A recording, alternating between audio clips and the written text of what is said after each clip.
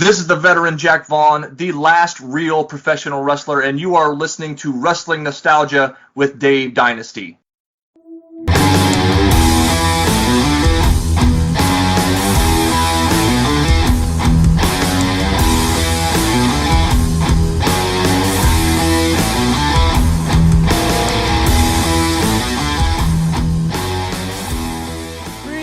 Welcome to Wrestling Nostalgia. I'm Dave Dynasty. Thank you for joining us. And make sure, let's get this right off the bat. Make sure, wherever you're listening to us, make sure you hit that subscribe button so that you don't miss an episode of Wrestling Nostalgia every week for free on all podcast platforms.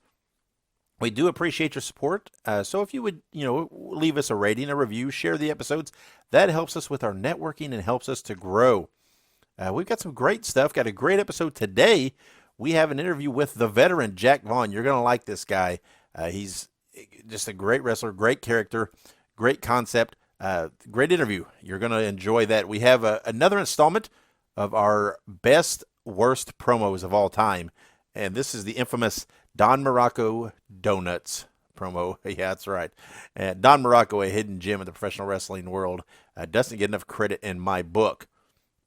Before we dive into, I got some news things I want to talk about, or at least one news thing I want to talk about. But before we dive into that, I'd like to take a moment here and remember a young guy by the name of Austin Fury, who the world lost this past week. I didn't really know Austin well, never met him, but I did have some discussions online with him a couple occasions. 4 or 5 years ago, he messaged me wanting some help and kind of expanding his bookings, and wanted to know where were some places he could get some work just to get some ring time and some matches under his belt. And I told him some places and helped him out, and at least I hope it helped him out. I mean, some of the places I suggested, I know he did work regularly for, so I'm hoping that maybe I helped him there. But man, it always sucks when we lose someone. To me, it sucks a little bit more when you lose someone so young. Man, I hate, it just seems like it's hard when we lose someone in the wrestling business, right? Even if you don't know them that well, you feel a connection. And I send out my condolences to all of Austin's friends and his family. And I just want to reiterate, guys, if it's not a sign of weakness to show and admit that you need help and that you need to talk to someone. And I know there are times when maybe you feel like there's no one that you can talk to, and that's not true. There's always someone out there. First and foremost, just reach out to someone. When a Facebook acquaintance, a friend, whatever it might be. And if you really feel desperate and really feel like you can't find someone, always remember that the National Suicide Prevention Lifeline is out there. That number is 1-800-273-8255. So guys, always reach out, right? Always reach out and talk to someone else. I know it's hard. And, I know people say the cliche stuff, oh, it's going to get better. You're going to feel, and I know in those moments, none of that's relevant. None of that feels that way. So, just be strong. Don't be afraid to open up. It's not a sign of weakness. To admit you need help is truly a sign of strength. So reach out to someone, and if need be, call that number and speak to someone. So let's have just a brief moment here in remembrance of Austin Fury. Okay. Now let's move on with the show. I want to discuss. I've been touching on some new stuff that I feel is of interest to myself and to people who listen to the show, and that kind of fits into that wrestling nostalgia. Obviously, this is new stuff, right? That's why it's called news. But it's still stuff I think that is in the pertinence of our interests. And Dark Side of the Ring started back up. I do love the show, and they had their episode on the plane ride from hell. And first of all, I have to say, it boggles my mind a bit that there's so many people that feel like that this is the first time they're hearing this, and they didn't know this information. A lot of this information's been out there, and these things that have happened, this is not new, but I am glad that maybe some more eyes were drawn on it, And of course, there's a lot of, yeah, I guess controversy is a word, I don't know, on Ric Flair and his actions on the plane. There's no controversy. There's no questioning of this. There's one side of this. Ric Flair stepped over a line, morally, legally. It was horrible what he did to that airline attendant. No one should be put in a position in any means to feel threatened and to feel scared. And this. Let's be frank. Put aside if you love Ric Flair for his in-ring work and et cetera, et cetera. And trust me, I was always a Ric Flair fan, and I love the Horseman. But to put all that aside, man, as a person, Ric Flair has just not been great, right? I mean, he believes his own hype, believes his own character, and that's dangerous. That's tough when you cross into that path, and he's made a lot of money, but he's spent even more, and that's caused some bad decisions and some bad things. And he's got this air of untouchability, which there are a lot of people who are helped support that over the years, right? So I don't know, man. I mean, it was a bad situation. Flair was wholeheartedly in the wrong on so many levels. I'm glad that she got the airline stewardess, hostess. I'm not sure. I'm sorry. I'm not sure the terminology of her job title. I'm glad she got to tell her story and tell her side and speak about it. And hopefully, maybe this will raise some awareness to anyone out there that's been in a similar situation to find some strength to tell their story. And then I know there's also some fallout of this, particularly with Tommy Dreamer, who, man, I always loved Tommy Dreamer, man. And I always thought he was such a great guy. And but man, he came across horrible in this episode, did he not? And for him to brush it off and say, basically, it's just the nature boy. It's just what he is. He would never do that. It's just boys being boys. Yeah, Tommy, it's not, right? It's not, I give some leeway with some ribs, right? When they don't cross lines. It's just practical joking. And that was always a part of wrestling locker rooms. But when the antics of wrestlers cross lines, it's not just boys being boys anymore, right? And it's too much. And this was too much, Tommy. And I know you're not listening to me, and I'm acting like I'm speaking directly to him, but you shouldn't have went on there and so nonchalantly just brushed it off. It's not a good look. I know he's suffered some consequences for it. He's been suspended by Impact Wrestling and everything else. And I truly hope that in retrospect, when he re-looks at the situation, maybe Tommy Dreamer will be aware that what he said was wrong, and it was out of line. And there is no defense for this, regardless of who the individual is and regardless of how much you idolize that person. There's no defense for this behavior in this situation. So, but again, guys, if you're in a situation like this, first and foremost, don't ever feel like it was your fault, right? It wasn't your fault. And make sure you tell somebody. Make sure you talk to somebody. Make sure you tell your story. And I agree with so many people that after this situation that, right or wrong, right? I'm not a huge fan of modern professional wrestling in many of its aspects, but there are some of these aspects that, yeah, it's improved, right? That these guys are a little more aware, they're better behaved, and that maybe they won't make some of those same mistakes, and that is an improvement. That's one thing that is happening that is definitely right in modern wrestling. So let's take a break, guys. Make sure you support us. We're going to the plug now for all the social media, for all the ways that you can kind of financially support the show. It doesn't take much, so please listen to those, and please follow us everywhere so that you can participate in our conversations and the discussions we have. I share a lot of cool stuff on social media, and make sure you take to heart the ways to support us. The show's free. It doesn't take much to help us out and keep the lights on, so please pay attention to that and help us out in any little way you can. And even if financially you can't do it, just helping us, like I said earlier, helping us network and grow is a great thing. Just share, just tag us, just plug us, just mention us out there. If you have friends on social media or followers on social media or anything of the sort, if just a handful of those pick up on what you're saying and turn their eyes to us, that's a huge help, and that is greatly, greatly appreciated. So that's all you got to do. Just share some of our posts, respond to some of our posts, participate in the discussions, and help us out by spreading the word. This is Wrestling Nostalgia. We've been around for a long, long time. We are coming up on 5 years. 5 years of doing this podcast, and that's pretty remarkable, and it's all because of you guys, the listeners. So let's continue on. Let's take a break, and when we come back, my co-host Ike Isaacs has that interview with the veteran Jack Vaughn, so stick around. Be sure to follow the Dynasty Wrestling Podcast Network and all of the participating podcasts on social media. The easiest way to find us is on Twitter.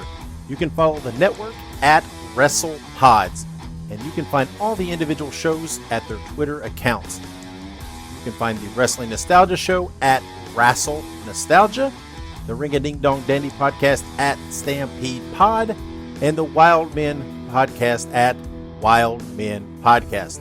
Also search us on Facebook for pages and groups. Participate, interact, join the network, and be a fan. Thank you for your support. And welcome back to Wrestling Nostalgia with Dave Dynasty. I am your co-host, Ike Isaacs, and I am joined with the veteran, Jack Vaughn. How are we doing today, sir? I am doing fantastic. How are you, sir? I am doing wonderful. I am living the dream. But it's nice to have you on the show. Thanks again for coming on. It's a pleasure to get to talk to you today. But you know what? Let's just dive right into it, if we will. Sure. As one of my favorite questions to ask people when they come on the show, when you first started watching wrestling, who were your favorite wrestlers to watch? Gosh, when I first started watching wrestling, this was probably the late 80s. So I was a Hulkamaniac. Of course. Macho Man, like all the big guys back then, Macho Man, Ultimate Warrior. I was all babyface, no heel. But once Undertaker came on the scene, he became my guy. And pretty much ever since then, I've been an Undertaker guy. No, absolutely. And I say, how can you not be at least a little bit of a Hulkamaniac? Sure. Just a little bit. But I like the Rockers a lot back then. They were my favorite tag team. Oh, of course. That's another good one. I remember being very scared of Earthquake. I'm saying that was one of my favorite tag teams. I think they called themselves the Natural Disasters. It was Earthquake, and oh gosh, what was the other guy's name? I actually interviewed him. Oh Lord, that's embarrassing. But Earthquake and Typhoon. Typhoon, yep, that's right. Yeah. That's right. Tugboat, yep. So I knew him as Tugboat. Yeah. And then he was also the guy that broke through the wall wearing the stormtrooper mask and fell. Oh, yes. Yeah, Earthquake was interesting because if you look back, he just looks like a normal old man. Like he kind of looks like my uncle. Like he's balding and out of shape, but he was like a sumo wrestler apparently in real life. Yeah. That's amazing. It is crazy. People from all walks of life get hooked into wrestling somehow. Mm-hmm. But speaking of wrestling, getting hooked on wrestling, obviously, you were a fan growing up. You had your favorites, but eventually you said, I want to be a wrestler. So what was it that hooked you and got you into wrestling to want to be a wrestler? I can't really pinpoint a moment, honestly. I just was a fan my entire life, and then once I got into high school, me and a bunch of my buddies did backyard wrestling, like a lot of people my generation did. And it was honestly like I had other friends in my backyard wrestling league that were like, we should all get trained when we turn 18. And we all kind of did. Like, our training all began at the same time with the same guy.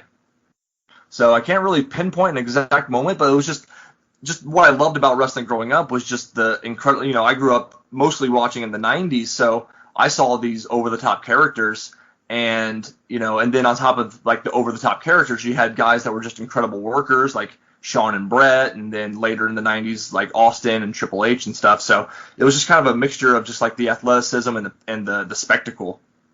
No, absolutely, 100%, and that's, it's one of the best parts of the show, is the fact that you are part of the show, that you are the show. But, you kind of even mentioned it a little bit, is that, you guys all got trained together. When did you begin training and who trained you?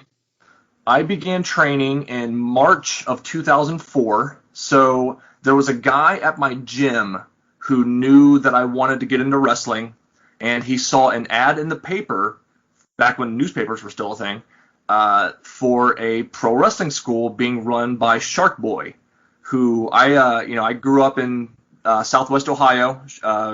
I guess I'm breaking kayfabe here, but Shark is not from 20,000 Leagues Under the Sea.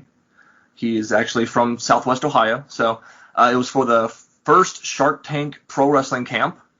So I used money from my student loan and signed up for the courses, and it was two more of my buddies signed up as well. It was a 15-week course. Wow. So that must have been pretty incredible to train under him. Tell us a little bit of what that was like. Because obviously a lot of people I've talked to are definitely from like the golden age of wrestling. They're from like the 70s and 80s when they were beaten into following kayfabe. So it's always interesting to talk to people from the modern generation to kind of get a different perspective on more modern training. But let me ask you, how was training with him?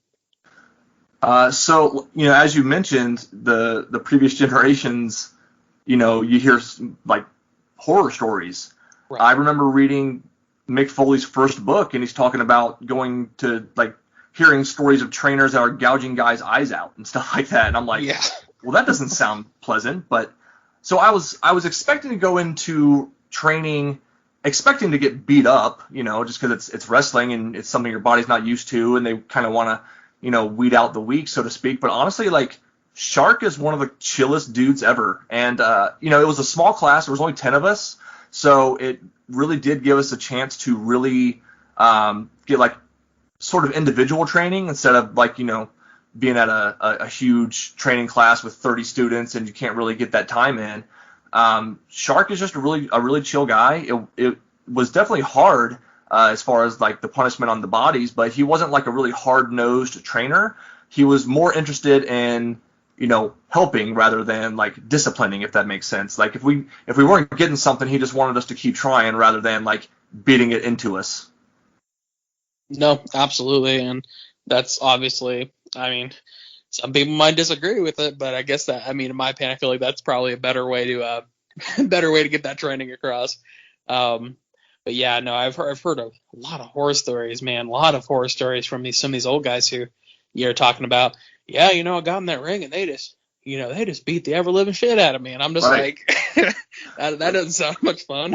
And you hear the stories of like Vern Gagne's camps when the guys are just running miles and miles on ice and then taking bumps in a frozen barn. It's nuts to think of that people actually did that in the modern age, but it is what it is, right? There's a part of me that kind of wishes I could have at least experienced that, but I'm kind of glad I didn't have to. Right. But that's great. But honestly, it sounds like a wonderful experience, especially getting and trained under him. Somebody who's had the experiences that he's had. But so to talk a little bit though more about you, you do call yourself the last real professional wrestler. Tell us a little bit of what that means. So basically, I've been doing this for a long time, as I said, since 2004, and I just don't. You hear a lot of guys my age that say that they just don't like wrestling anymore. Like they grew up and they just don't like wrestling anymore. Older guys like me that are still in, and they don't like the modern stuff. And I'm the same way. I don't really watch a lot of the current stuff, and I don't like the super indie, quote unquote, super flippy stuff. I like just that ground-based, psychology-based pro wrestling, and I feel like I'm the only one that still adheres to the principles of the older generations, because in my opinion, professional wrestling was perfected in the 80s, so you can't fix what's not broken. That's right. Absolutely. And don't get me wrong, the flippy stuff can be interesting from time to time, but there is a certain just beautifulness about the psychology of, like you said, ground-based wrestling and, sort of that, sort of build up, if you will. And then it's good stuff. It's good stuff. Yeah, there's certainly a place in wrestling for that kind of stuff. The problem that I have is that it's it's put in places that it doesn't belong. It's just kind of thrown in there just to be there. And it's because of, as the last 10 to 15 years with the boom of social media, guys are more concerned with having the gif of their dive go viral as opposed to putting on a great match. I've seen a lot of wrestling gifs, so I can't even mock that. That's pretty accurate. Oh man. So with that being said, that's obviously definitely an interesting tagline, the Lost Girl Professional Wrestler. But kind of to even go along with that a little bit, and this may even sort of blend into the next question, but tell us some of your opinions on the best and worst thing about being a part of indie wrestling today. The best part, honestly, and I'm going to, as much as I kind of, just kind of crapped on the newer generation as far as being like super flippy, super indie, the one thing that I find is that the young guys, they just love to be a part of professional wrestling. And that, honestly, I was kind of in that middle generation where we were kind of like the older guys that were just bitter because they never quite made it, were starting to get out. And this new generation of guys that just wanted to wrestle. So the young guys now that were, like the guys that are kind of only been in for a few years, they just love being around the business, and they love to. A lot of them come up and talk to me and just want me to want to pick my brain. Which I'll say this to young wrestlers that might be listening: old guys like me love when you ask for our opinions. We may seem like we're unapproachable, but we love to give advice. As far as the worst parts of wrestling, man, there's just some shady promoters still. I guess that's never ended. There's still promoters out there that, and again, going back to social media, like there's just so much more drama in professional wrestling. Like nobody handles conflict like men anymore. And I'm not saying you need to like go into the back and have a fist fight. I'm just saying like no one's like I'm a 36-year-old man. If you have an issue with me, come talk to me about it. We'll settle it, one way or the other. It's just a lot of like high school drama BS from promoters and wrestlers these days. And I have heard, I've actually heard that a lot, because that's one of those questions that I have asked a lot of times, best and worst part of professional wrestling. And a lot of people have kind of said the same thing, a lot of drama, in those exact words. If you have a problem, come talk to me about it. Yeah. Don't post about it on social media. People just feel with social media that everything's got to be public, and it doesn't have to be. Right. I would agree with that. Yeah. There's obviously a time and place for social media, of course. Mm-hmm. It's made promoting yourself much easier, but it's also made airing out laundry a lot easier as well. So. Yeah, there's definitely pros and cons. Like you said, It is very easy to promote and that sort of thing. But I do feel like some promoters will only take a look at you if you have a certain amount of following. You know what I mean? Yeah. Like they specifically look for the guys that have a couple thousand Twitter followers. And I'm not even on Twitter because I hate it. But, I do feel like not having that is a detriment, because they want to see how many people they're going to reach if they retweet their tweet and stuff like that. But yeah, as far as the promoting, it's great. Oh yeah, absolutely. And and I would agree too. I can't remember who it was. It's probably one of those another one of those podcasts that I listened to not too long ago. But yeah, there was people out there who were talking kind of the same idea. They're like, it's almost like to get on a show nowadays, you have to have a couple thousand Twitter followers, and you have to have so much activity and Facebook, and it kind of sucks. It's one of those things where it's like it's great, but it's also kind of hard to live with. Oh, absolutely. And I guess I'm just not doing social media right. I guess like you gotta do the hashtags and the algorithms, and you gotta put a cringy caption on the picture, and I guess that's what sells. Right. Oh Lord, I hate social media sometimes. But so you probably get this question a lot, but you're a pretty big dude. How tall are you? I am 6'6". Yeah. So at your height, you must really stand out on shows being such a big dude. I have definitely gotten booked on shows just because I showed up and the booker saw how big I was. They're like, oh yeah, okay. Yeah. Come on in. It's happened. I mean, it happened a lot when I was younger, but it still happens occasionally. Like, a lot of times I have bookings, but if I happen to just, tag along with a friend to a show on a weekend I have off, they're like, oh, do you want to be in like a pre-show match? And sure. You're like, all right, I'll hop in there. Yeah, why not? See, and that's another good thing about, professional wrestling is just showing up to shows and like being an active participant and stuff like that. That just opens up so many opportunities because, like you said, some of those some of the better, promoters and stuff, they're always open to having people like that, do pre-shows and stuff like that. That's another good thing about professional wrestling. Oh yeah, there's always seems to be a spot. Like even if there wasn't a spot before, they'll make one for you. Right. Absolutely. So. Oh, that's awesome. So, it's sort of a fun question, though. If you could transport yourself to any part of the world at any time, when and where would it be, and who would you want to wrestle? Ooh. Man.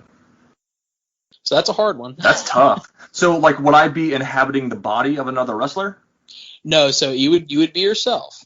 You would okay. Go anywhere, anytime, any place, any country. Any dimension, if you will, and you could wrestle anyone. Who would you want to wrestle?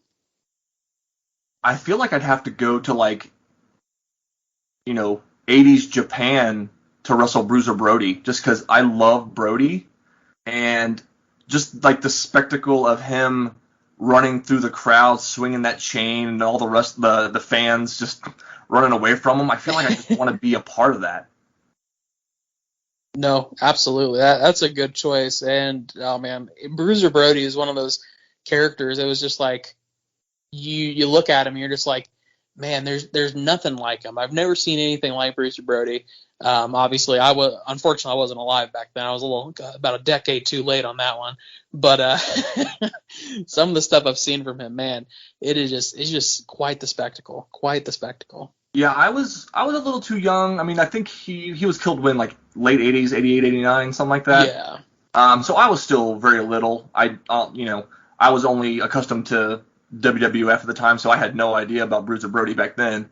But it was, probably about 10 years ago, I was just kind of obsessed with the guy. I started watching all of his stuff.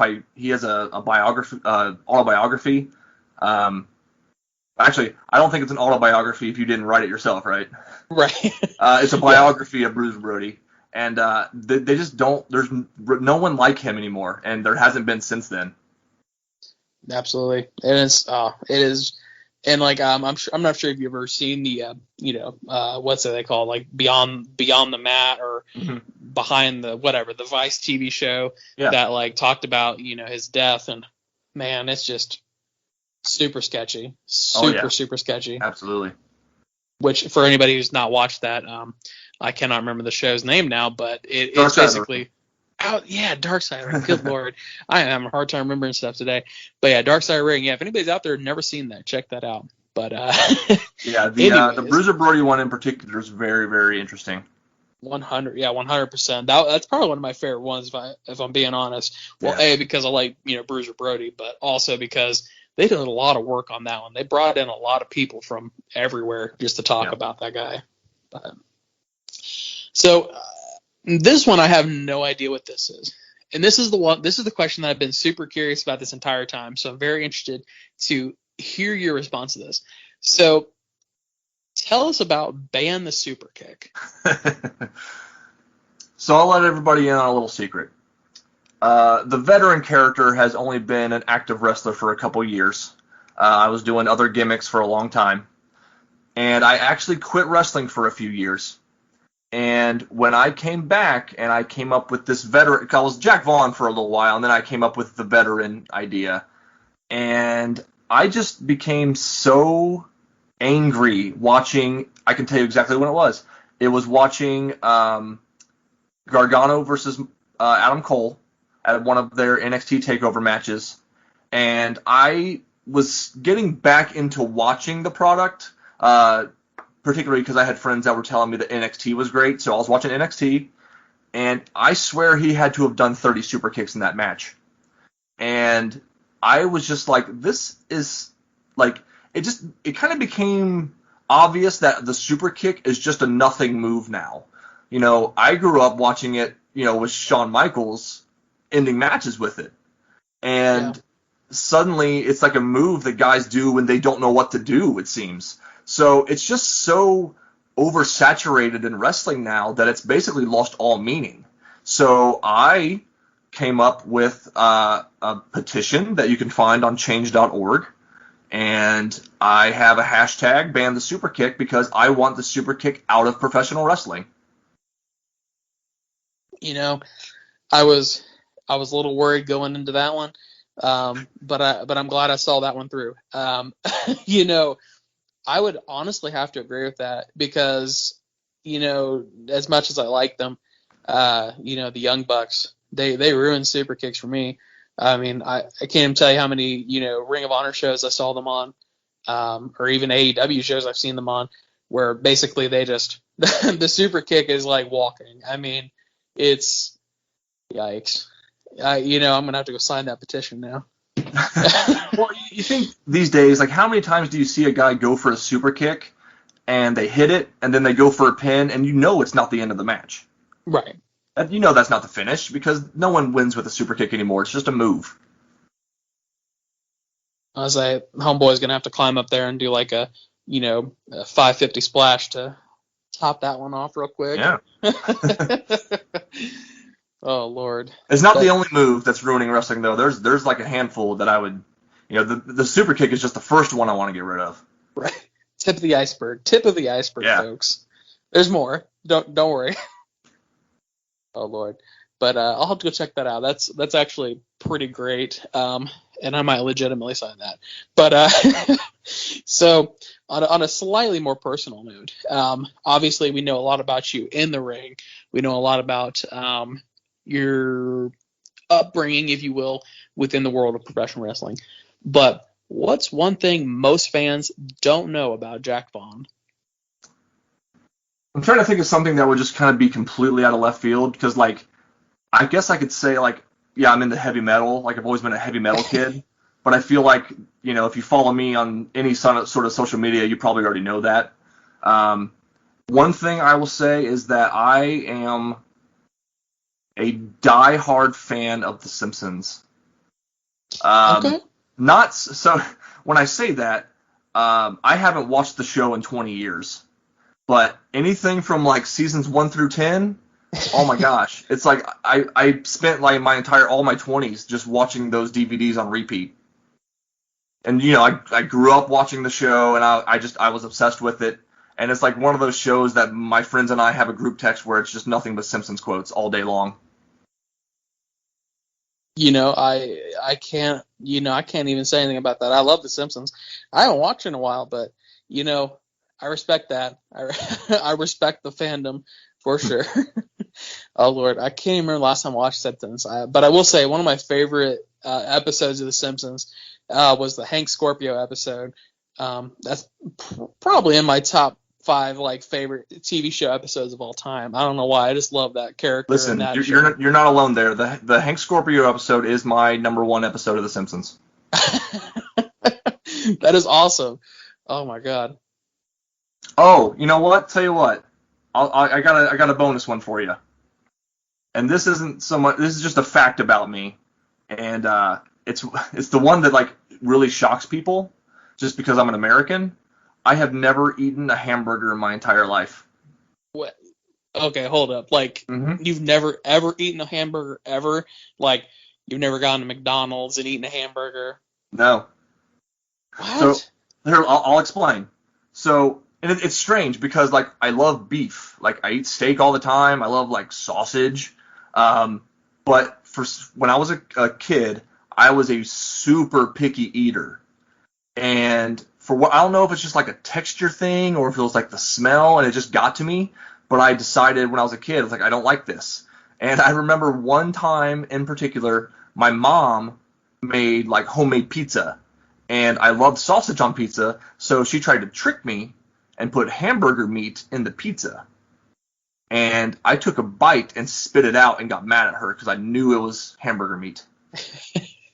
So yeah, I've never eaten a hamburger. That is That's weird, isn't it? Like the Simpsons one, I was like, that's pretty cool. Like, I love the Simpsons, and Hank Scorpio, great guy, right? Never eaten a hamburger in his life. I've never been quite this dumbfounded in my entire life. You're telling me do you still live in Ohio? I do. Okay, so you live in literally the Midwest of America. I live a block away from both a Wendy's and a McDonald's. Never had a hamburger. Really? Like you could have told me you had like an extra arm, and I wouldn't be that shocked. You tell me you've never had a hamburger, and I'm like, holy shit, what? Yeah. Oh my, really? I can't. And here's the thing. Like, as I've gotten older, and there's not really a lot of foods now that I won't eat. So right. I'm sure that if I ate one, it'd be fine. I'd probably enjoy it. But I just have never. I don't really eat fast food anymore, and like I don't. Right. Like, I mean, I could eat one at a grill out or something, but I just haven't. I mean, at this point, I wouldn't. I mean, it's almost like a weird point of pride. It really is. Like, that would be like something I would bring up in every conversation. Like, I would have a job interview, and I'd be like, bro, I've never had a hamburger, ever. Yeah, I show up to the job interview, and they're like, so tell us a little bit about yourself. Oh, I've never eaten a hamburger. Immediate best way. Immediate way to get the job. If I were the hiring manager, on the spot. So, I mean, this was a rib, but a friend of mine did start a rumor in the wrestling circles that I had a third testicle. Again, I would have believed that. It probably lasted for about a year.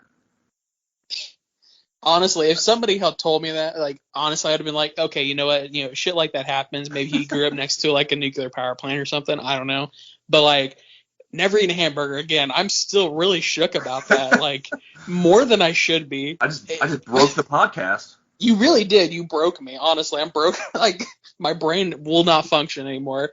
Oh my god, that is the best thing that I've ever heard in my life. And is it sad that we live in America and like that is what shocked me about you?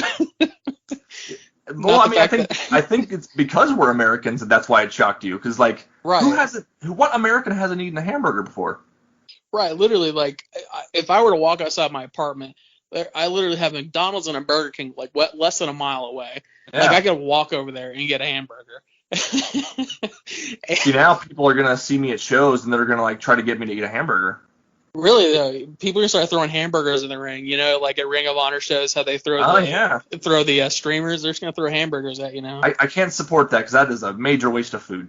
It really is. Please don't do that, guys. There are people starving in the world. Don't waste hamburgers. Yeah, because he won't eat them. I'm not gonna eat them. He's not gonna eat them. I promise. This is a point of pride at this point. He is never gonna eat a hamburger until the day he dies. Oh my lord. Okay. Oh, I really gotta recenter after that one. Good lord. All right. Whew. All right. Simpsons fan and never eaten a hamburger. Jesus Christ. All right. So, we back on track with your wrestling career here. What are your goals for the near future of your career? At this point, like, when I came back to wrestling after being off for a few years, I kind of just came back with the attitude that, like, I don't care if I ever get signed to a big company. I'm just enjoying being back around the business and being around my old friends again. But, like, there is that small part of me that's like, it'd be really cool to have some sort of a deal with at least a semi-major company. So I feel like I'm good enough and I understand, wrestling psychology and I can put on good shows and I can cut good promos. I feel like there's probably somewhere out there, some semi-major company that would be interested in the veteran Jack Vaughn. So I think, hopefully, I just turned 36. So hopefully by the time I hit my 40s, something has happened in that respect. Right on. Well, the hamburger fact is a very promising lead for potential employers. So, I'm not going to tell Vince that because he'll try to give me some sort of weird gimmick about hamburgers. Right. He'll try and make a deal at McDonald's so you can be like the Hamburglar or something. I don't know. I will be Ron McDonald. The worst part about that is he would 100% do that. Absolutely. 100%. Good God. So on that similar train of thought, who's on your list of guys that you would like to wrestle in the future? Sort of like a dreams, a little bit different than the other one. We're talking about people who are definitely still alive, but as far as like guys in big promotions, I think it'd be cool to one day work with like a Daniel Bryan. Right. I like Kevin Owens a lot. I like to get in the ring with guys that are more brawlers. Like maybe guys not on quite that level as far as like popularity and recognition, but like I love Jake something. I've known him for so long. I would love to get into the ring with him. Rohit Raju, also from Impact. I would love to get into the ring with him. Those are the guys that immediately jump to mind. I'm trying to think of anyone else that might stand out. I think I would probably like to get in the ring with like a Nick Aldis. Mm-hmm. Yeah. I like Nick a lot because he's very traditional, and that's very much my style as well. So, those are probably the guys that immediately jump out. Yeah, for sure. Well, if any promoters out there are listening and have access to those folks, make it happen. Sure. I know plenty of promoters that have booked both myself and Jake something at some point in time, so they can make that happen if they want. That's right. They're just holding us back, man. They're preventing it. They are 100% down. Man, that's the match that's going to get me signed, and no one wants to sign it. Right. Oh Lord. So as we sort of wind down a little bit here, first of all, before we move on to the next question, I want to thank you again for coming on here. It has been a delight talking to you, Jack. I mean, genuinely, you were the first person that I've ever spoken to who has actually made me sit here and rethink my entire existence for a solid 5 minutes because they haven't had a hamburger. And like, I'm still so shocked by that. And like, I cannot get over it. I'm going to be talking about this for a week. I'm going to go to work tomorrow and be like, yo, I talked to this guy last night. He's never had a hamburger and he's from America. Good Lord. And he's almost 40. How's that possible? Right. And then you'll do a podcast with another wrestler. I'm like, have you ever heard of this Jack Vaughn guy? Never eaten a hamburger. Honestly, this is going to be an ongoing thing for the rest of my life. One day I'll have children. Let me tell you the story of Jack Vaughn. Who? Right. He never had a hamburger. What happens when people mention my name. I will make sure your name goes down in history, at least for the hamburger thing. That'll be the thing that I'm known for in wrestling. It won't be the actual wrestling matches. Right. The one wrestler that never eaten a hamburger. I was going to say, I'll try and include the rest of your pretty incredible career, but man, that hamburger fact. If that's my legacy, so be it. Right. Oh, Lord. Oh, jeez Louise. Well, thank you for having me. This has been awesome. Yeah, right. Oh, man, just talking to a guy who's just so shocked that you never had a hamburger. Jesus Christ. So I know earlier you said you didn't have a Twitter, but you did say you have some kind of social media. Yeah. So where can fans follow you in your career? So I have a Facebook. It's just under Jack Vaughn. But I usually only use Facebook for like interacting with like my close friends. But the best way to follow me is on Instagram, which is at VetJackVaughn. Awesome. So everybody out there who is listening, you know his social medias. Go give him a like. Go subscribe or go follow him. Whatever you do on Facebook and Instagram, go follow him and keep an eye out for him at any shows you might be in. But good Lord, what an interview! What an interview! So this doesn't really count as social media, but you can go to change.org and sign my Ban the Superkick from Professional Wrestling petition. That's right. Damn straight. sign that petition. Yes. Good Lord. I was that was one that's another question I've never had to ask before, and you know what? That one blew me away too. Not as much as the hamburger, but the Ban the Superkick. That's pretty great. That's pretty amazing, honestly. But all right, folks. Like I said, if you're watching or listening, I should say, because this is a podcast, go follow Jack on all the social medias. Keep an eye on him for any shows you might be going to in the near future. And people out there who are promoters, book this man. Book him now before it's too late. All right, please. Jack. I would love to come work. Right, absolutely. He will come work for you. And also, dream matches. Book those dream matches, guys. There are some in there that can definitely 100% happen. 100%. So, it has been amazing talking to you today, Jack. It's been a pleasure. We're going to hand it back over to Dave and the rest of the Wrestling Nostalgia with Dave Dynasty. Support all of the podcasts here on the Dynasty Wrestling Podcast Network. Best way to do that is go to our Pro Wrestling Tees store. It is at ProWrestlingTees.com/The Dave Dynasty. There you will find all of the shirts that we offer. I Heart Old School Wrestling, Bruiser Buddy, the Podcast Mask shirt, and of course, the official shirts for the Ontario Wildman and the Ring a Ding Dong Dandy podcast. Visit ProWrestlingTees.com/The Dave Dynasty. Order a shirt and support the network. If you would also like to support, you can join our Patreon. It's at patreon.com/Dave Dynasty. There you will get exclusive audio and video clips, early releases on podcasts, and much, much more. And if you would just like to make one-time contributions to support us, you can go to paypal.me/The Dave Dynasty. Thank you for supporting us. Thank you for listening. Continue to support independent wrestling podcast.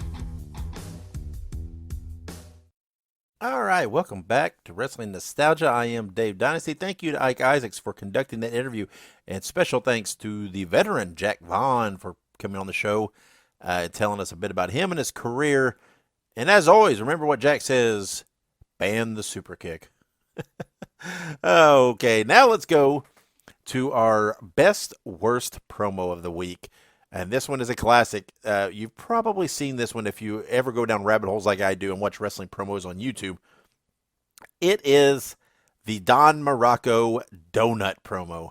And let me tell you, while it's funny to hear it, this promo is hilarious to see visually. So go onto YouTube, look up Don Morocco donut, or donuts, excuse me, and you will find it and watch it too, because it's so much better to even see visually.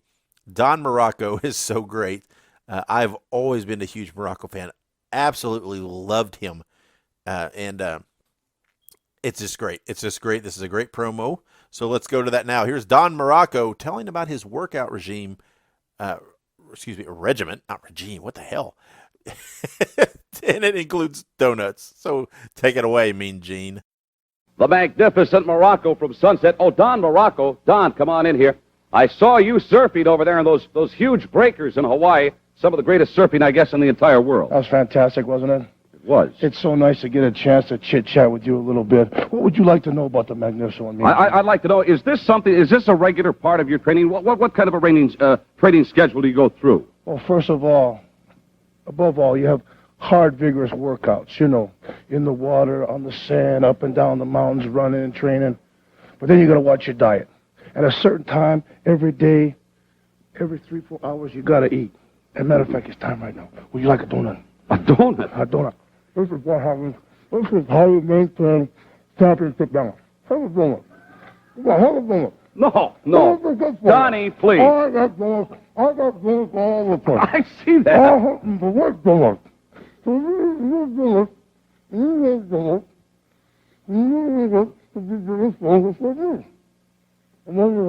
There, what? Oh, wait. I can't hear a thing. I can't hear a thing. You're saying.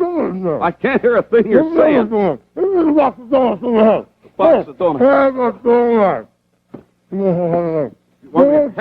Your mouth is full. Don't eat with your mouth. That's okay. Have a donut anyway. Just a little bit. You have to maintain a Spartan's regimen. You have to have a. Go and take a bite.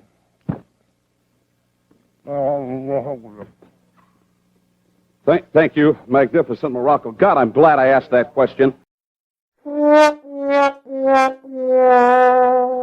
right, there we have it. Don Morocco talking about how he works out and how it's important that their diet include donuts.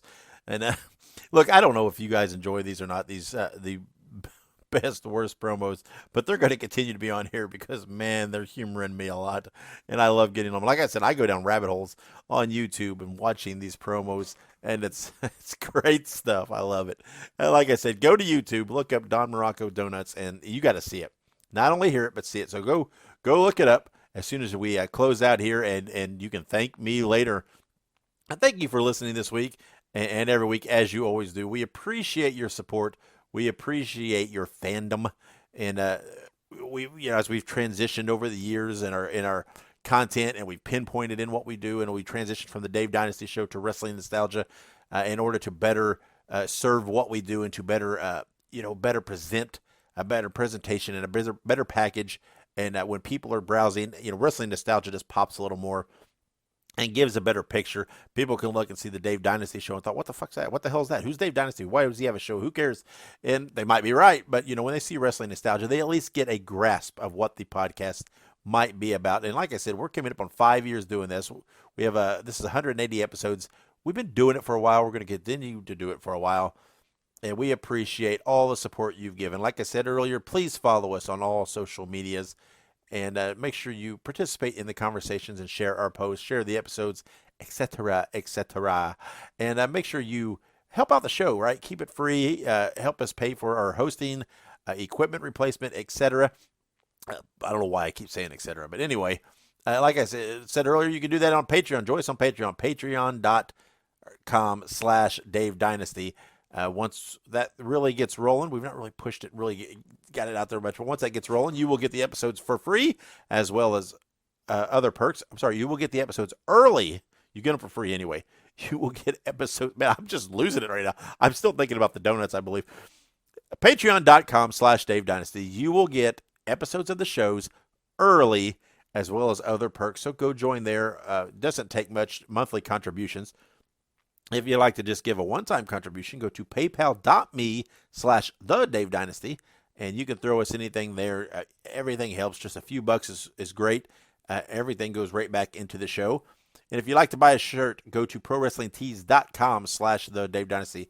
We have a lot of great shirts there for all the shows in the Dynasty Wrestling Podcast Network. So check it out. Some cool stuff there. Coming up this week is another show, the next episode of the Ring-a-Ding-Dong Dandy Show, with a couple of super fans joining. Moose Jaw Mahler on there. You're going to love this show. It's going to be fun. It's going to be cool. All you Calgary fans, or if you're just a fan of wrestling history in general, check it out. Coming this week. And then coming up October 3rd, part 1 of the special on Whipper Watson from the Ontario Wildman podcast, Jess and Wes. There's so much to say on Watson, it had to be a two-parter. So part 1 of that coming up October 3rd. Part 2 will come up October 10th.